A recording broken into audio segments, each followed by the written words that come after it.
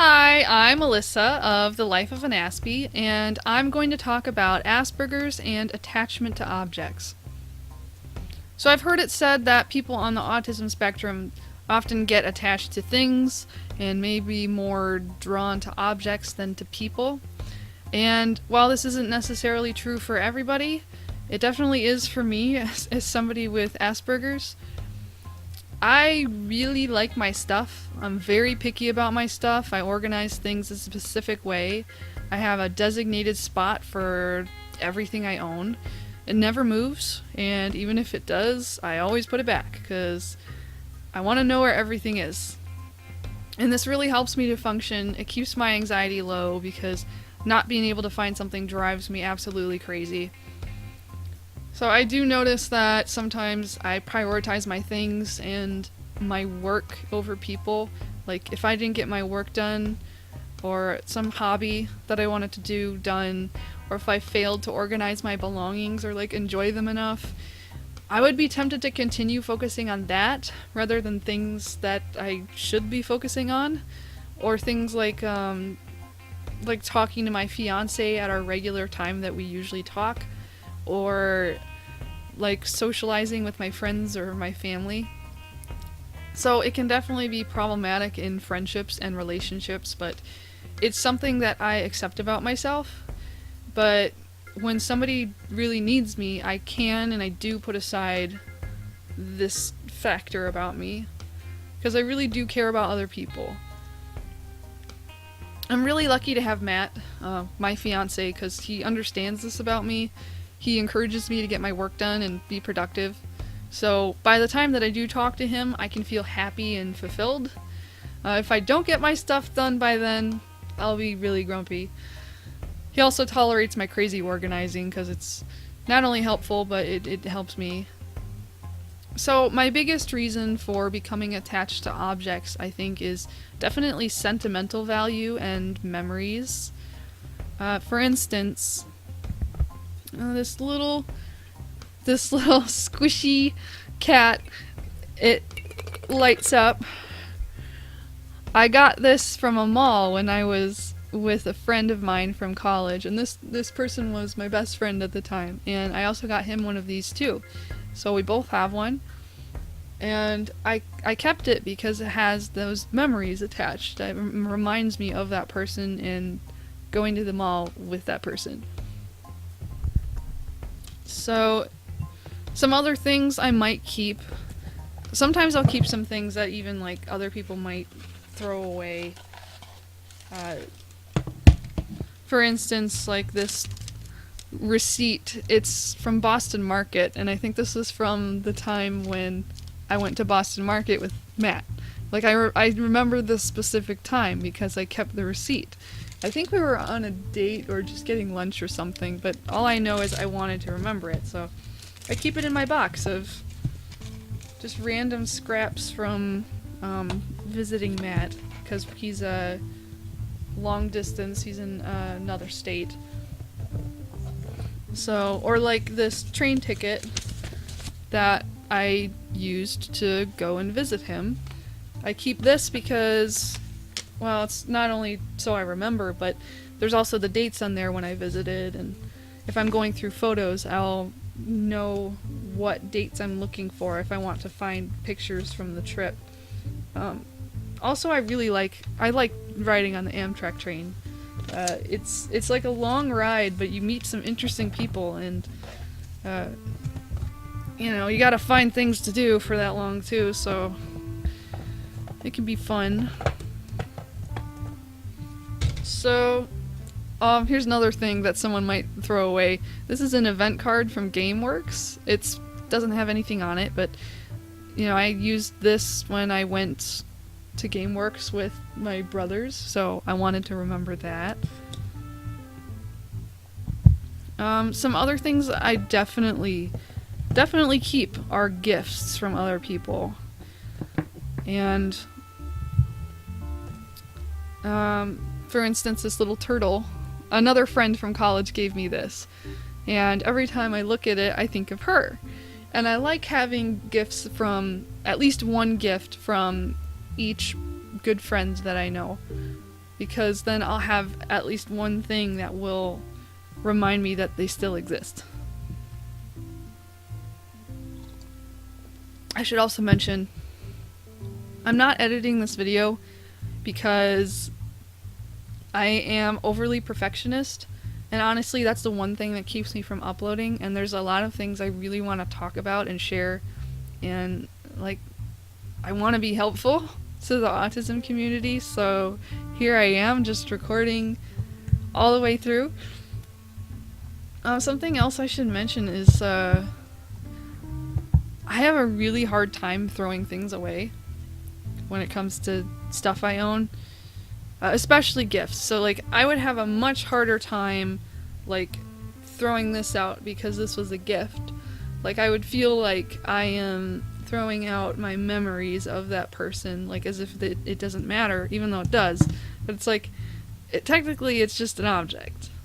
But gifts are so much harder to throw away, which is really frustrating when I'm given something that I don't really need or don't really want, because then I'll feel obligated to keep it because it's from them and it reminds me of them. So I've gotten to the point where now whenever I receive a gift, I tell people, alright, I either ask for something that is like disposable, like food, or something that I specifically need or really want. Like if I love Pirates of the Caribbean, but I don't want it like a big cardboard cutout of Jack Sparrow, for instance, because it takes up a lot of space. So sometimes I might ask for something really small instead of something really big. So things that take up less space or disposable, or sometimes handmade things. I always keep handmade things. Those are like, it's like you put effort into that. I am not throwing that away. There's too much. It's like I would feel for it too much. And that's one of the reasons why I can't throw stuff away. I feel for the things. It's like things have sort of a life to them. It's like this is just a stuffed cat, but like I can't throw away the stuffed cat. Not only because this has memories, but like if this does have memories attached, but if it didn't, I still couldn't throw it away. It's like, it's painful almost. It's painful. I feel like it'd be painful for the kitty, and painful for me, painful for whatever the object is. And for me to throw something away, I have to really, really think about it. I have to think, like, do I need it? Even if it's something that's supposed to be thrown away, like this sticky note. Like, this is from my novel development, and let's say I already finished everything on whatever it says. It's just like a prompt for me. Let's say I finished this, I still would have trouble throwing this away, because this was part of my novel development. And so I have to think, do I want to keep this to remind me of my novel development, or do I have enough of these that I don't need this specific one? I can't throw things away, like, just willy-nilly. To me, it's like breaking up with someone. Like, if you're, breaking up with somebody that you're dating, you don't just break up willy-nilly. And it doesn't make sense to do that. It's the same thing with me and trash. I can't just throw it away. I have to think about it. I have to sort of break up with the trash. I don't need to talk to it. I don't need to apologize to it, but I do need to really think about it. So, it hurts my brain sometimes. Oh, I don't just keep things that have sentimental value. I do have stuff that has practical use. Like this mug. It's a perfect size for drinks for me. I don't, have a lot of coffee and stuff like that.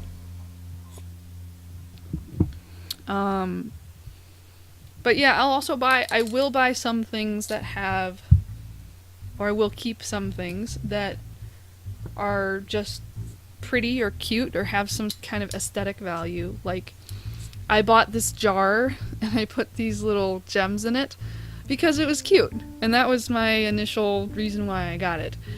I probably would have thrown this away if I hadn't found a practical use. See, I have this lamp. It's shining on me right now. It falls over all the time because the weight is not distributed right. It's like a desk lamp, and this weighs it down so it doesn't fall. So now it has a purpose, and it's pretty. Or like I'll sometimes mix things, that have sentimental value with practical use. So these are reeds that go to an oil diffuser, and it had to be in glass, not in plastic, because the oil will eat through plastic. And I put them in this Ramune bottle. Ramune is a Japanese soda, and I kept the bottle because I used to love these all the time as a teenager. I had so many Japanese snacks. I don't have them as much now. I mean, I still love Japanese food, but I gotta go easy on the sugar. So this is just saying, I used to drink these. So I'm reading what I had written down that I wanted to say. So yeah, objects that I don't need or don't want are stressful for me to keep. Something kind of funny. Ooh, I forgot something. This one's really important. I also keep digital stuff, like not just physical objects, but like computer files. I have all of my old computers backed up, and I never like reorganize the files or anything like that. I keep it the way it is. So even if I don't use the files, I can go back and I can look through them and be like, it'll be like using my old computer. Or like, I'll keep things like chat logs and text conversations with other people, and pictures and files shared between friends and things like that. I'm definitely a digital hoarder because digital stuff doesn't take up physical space, so it's a lot easier to get away with. And I try to keep it organized. Another thing that I definitely wanted to keep is my iPod Classic, because this was the first device that I had ever gotten, except for I had a flip phone, but you can't really play a lot of music off a flip phone. So this was like my first official like fancy device that I got. And I still have all the music on there that was from many, many years ago, and I never reorganize it, just like with my old computers. I will put new music on it, but it has to be separate, like in a playlist, separate from everything else, because I want to preserve the memories as much as I can. So, something kind of funny is, and this is related, I promise, I have a fear of tornadoes and of violent weather, not because it could hurt me, but because it could destroy my stuff. And sometimes I would have a dream about a tornado warning. I get these every once in a while. And in the dream, instead of making sure that everyone is safe, or even making sure that I'm safe, I would go and I would grab my computer and my life's work and my childhood stuffed animals, cameras, drawings, stuff like that. And I would usually wake up from that feeling kind of bad, like, why didn't I prioritize the people? But what's kind of funny is I do this in real life too. I mean, it's not that funny because logically it would make me a jerk. But yeah, I would go and I would actually grab my stuff first, and then I would make sure everybody's in the basement, including me. Luckily, my family can take care of themselves for the most part. So I don't need to like watch them or anything. But when I have my own family, I definitely am not going to do that. I'm going to like if I have kids, I'm going to make sure they're safe first. I don't want to be a really jerky mother.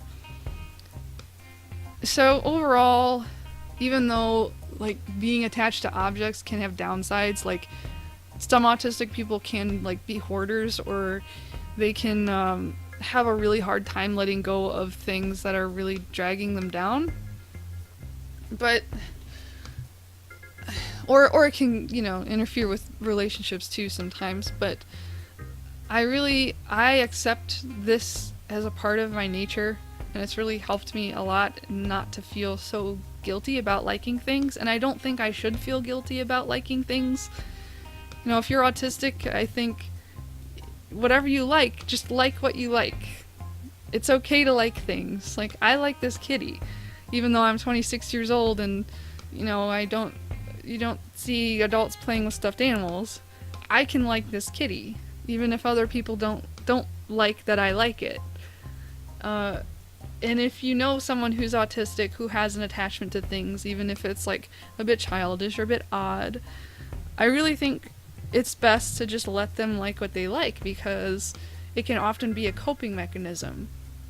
Like, if I had no attachment to any of the objects here in my room or around me, it would feel like sitting in an empty house with nothing to do and nothing to think about. There's nothing precious to me. It's like life would be very depressing. But no, I have so many wonderful things in this room that have so many wonderful memories. Like, even my toys. Like, I'll look at this Beast Boy toy and remember how much I loved Teen Titans as a kid, even though I don't play with this anymore. It'll just remind me Teen Titans was great. Not so much Teen Titans Go, I don't watch that. Yeah, so I guess all in all, just accept yourself and accept all the little weird things about you, because that makes you you. Whatever helps you in life, even if it's odd. So I'm going to try to do more videos like this, and if you want to see more, subscribe and give it a like, and comment with your honest thoughts. Should I do longer videos like this that are unedited and just talk? Because I will upload more if I do it that way. But anyway, this was really fun, and I will see you in the next video. Bye-bye!